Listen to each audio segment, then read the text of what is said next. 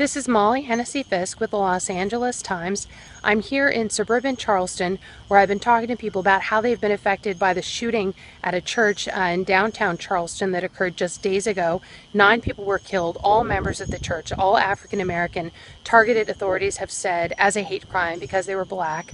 I have been talking to people here about how they were impacted by the crime, what it's meant for them in terms of their sense of safety, their concerns for their children, for their community, and how they feel moving forward. Hello, I'm Kenyatta Grimmage, and this is Somerville, South Carolina. And we're here because we're near Charleston, and I've been talking to you today about sort of what you're thinking about after the church shooting. What have you been thinking about? Just angry, basically, just confused, just trying to figure out, there's a big movement going around the country about Black Lives Really Matter, and then for this to happen here in Charleston, South Carolina, it makes you question: are Black lives really valued? Do Black lives really matter? And is it just in the African American community where those lives matter, or uh, is it in the entire Charleston community, South Carolina, and the United States? Well, and I know you work downtown near the church and are hmm familiar with the people, some of the 9 folks who were killed. And then also you were saying you're a father, and you hmm said you worry for your 2-year-old son. yeah.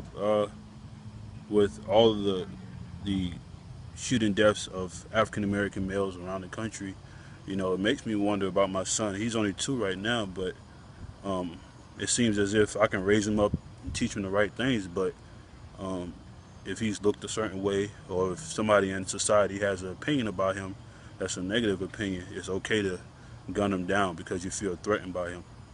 So yeah, I think about my 2-year-old son and how am I going to protect him? You Even though know, you live in this neighborhood, which is a yeah, nice neighborhood, a suburban neighborhood. yeah, it's a nice neighborhood, um, and I don't worry about him in this neighborhood, but my son is not always going to be here. Hopefully one day he'll follow in my footsteps and leave this place and go off to college. So when I'm not around him, how am I going to protect him?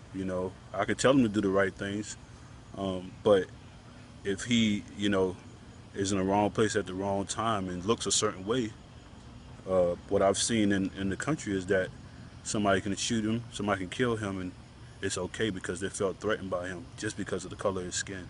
So it's scary, yeah, raising children.